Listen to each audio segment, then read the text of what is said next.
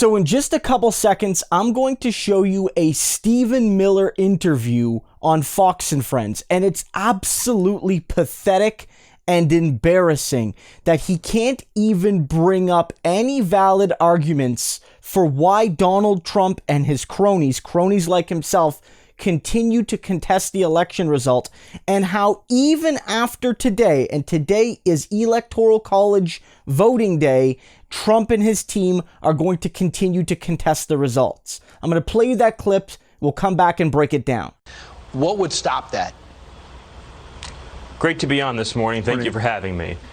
The only date in the Constitution is January 20th. So we have more than enough time to right the wrong of this fraudulent election result and certify Donald Trump as the winner of the election.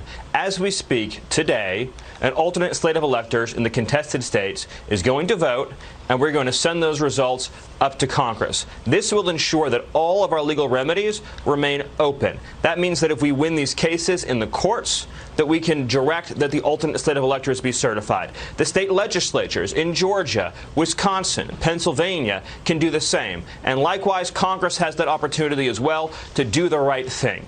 If you just cured 3 simple constitutional defects, Donald Trump's the winner of this election. Whether it's the signature matching in Georgia that was illegally changed as a result of a consent decree without the legislature's approval, or whether it's the hundreds of thousands of improperly cast ballots in Wisconsin, absentee voters who never actually submitted the request for an absentee ballot, or whether you're talking in Pennsylvania, the clear equal protection violation when Democrat ballots were cured in advance of Election Day and Republican ballots weren't. These are just 3 of hundreds of violations that we've documented, and those 3 violations alone make Donald Trump the winner of the 2020 election. Right, and we know that mail-in ballots increased exponentially.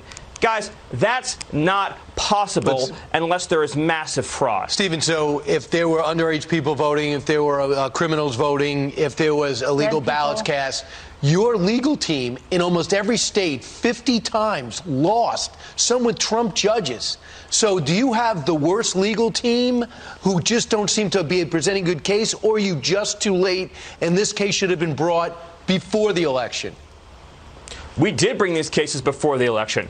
But what you have to appreciate and realize is that the pressure from the corrupt corporate media to make everybody cave and bend is overwhelming. It is overwhelming. And so, yes, judges are caving. Yes, politicians are caving. We need heroes to step up and do the right thing. Ask yourself this question.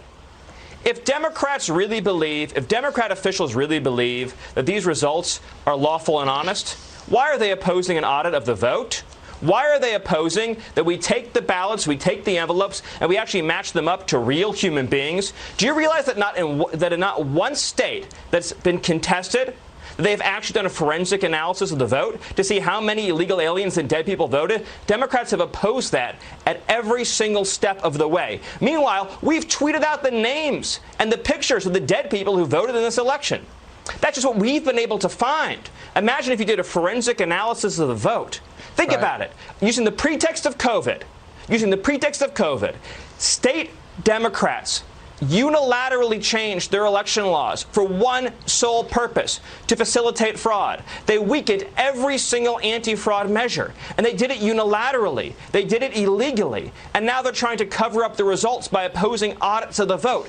You only do that. Well, in Georgia, there were... So you saw 2 clips there. In the first, you basically have Stephen Miller saying that regardless of what happens today, again, today is the day when the Electoral College meets. The Republicans have been saying this. Until this point, it's not over yet because the college is what matters. The popular votes don't matter. The courts don't matter. The electors matter. And they are going to vote today, and they are going to make Joe Biden president. There'll be a few faithless electors likely from each party that will vote slightly different like they did in 2016, but Biden will win just like Trump won. There will be no surprises in that regard.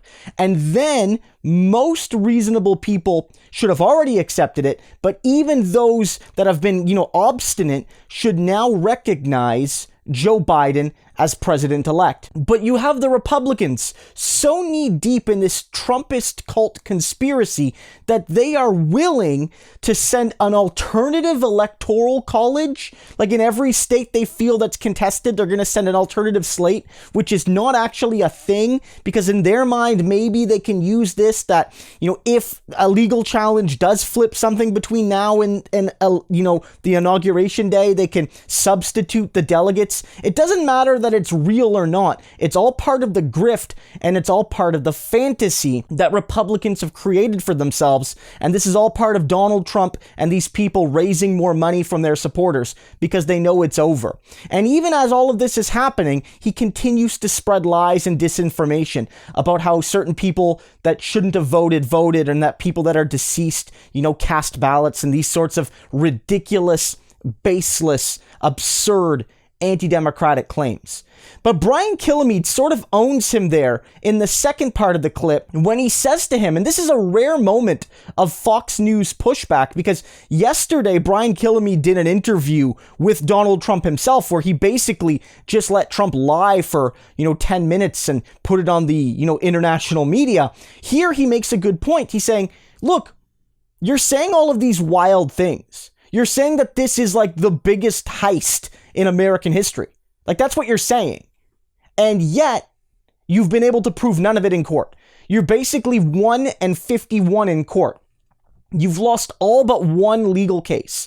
Everything has gone bad. The Supreme Court has come out against you twice, and the Supreme Court has 6 conservatives and 3 Trump appointees.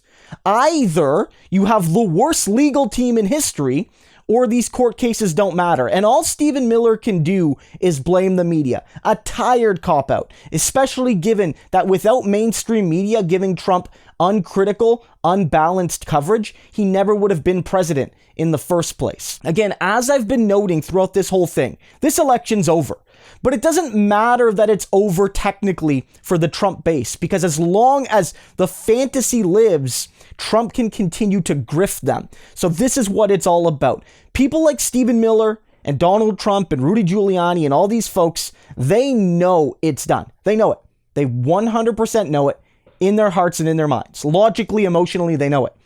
But as long as their supporters don't know it, they can continue to amass wealth and political power and influence by lying to basically half the country that believes them. And if you don't think that they'll do long-term harm to American democracy for their own wealth and power, you're kidding yourself. They would rather see democracy burn than admit that they lost.